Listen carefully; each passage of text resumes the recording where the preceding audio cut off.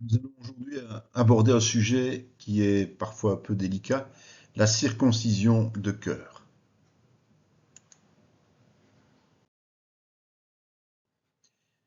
Commençons par la circoncision de chair.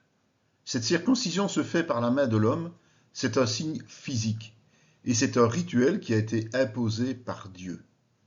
L'origine de cet acte est l'alliance perpétuelle scellée entre Abraham, puis ses descendants, et Dieu.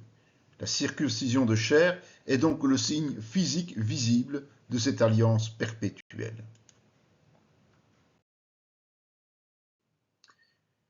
La circoncision est la conséquence pour tous les croyants de la justification d'Abraham par la foi et pas l'inverse. En toute logique, elle ne se pratique que sur les enfants mâles, sans capacité de décision personnelle, puisque à peine nés de 8 jours.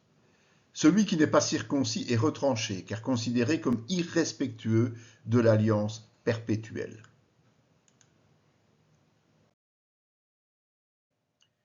La transition. Les premiers chrétiens étant d'origine juive, la circoncision continuait à se pratiquer.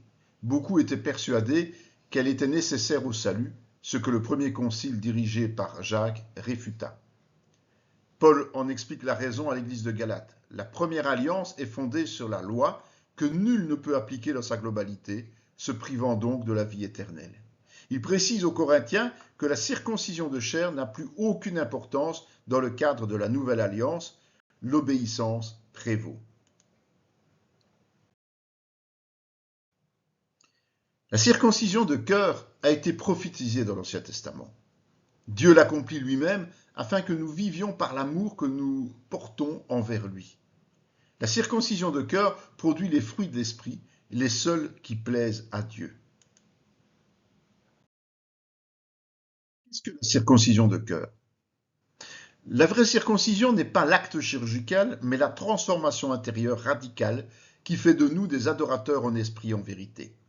C'est par la communion profonde au sacrifice et à la résurrection de Christ, ainsi que par l'abandon volontaire de notre influence charnelle, que nous serons dans les conditions pour nous faire circoncire par Dieu. Seule la foi en Jésus-Christ justifie l'homme. Cette foi doit être vivante et mue par le moteur de l'amour. En obéissant à la vérité, nous sommes entièrement transformés et c'est l'Esprit qui opère tout cela. Voici comment on obtient cette circoncision de cœur.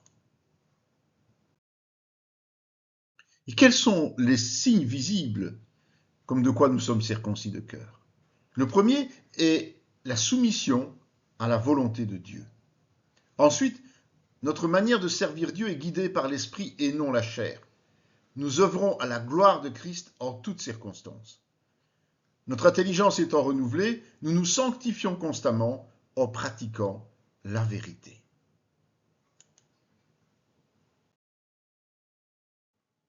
Alors, êtes-vous circoncis de cœur? Je peux vous le souhaiter et je vous invite à partager avec nous toutes ces connaissances que nous pouvons trouver dans ce livre merveilleux qu'est la parole de Dieu. Soyez bénis.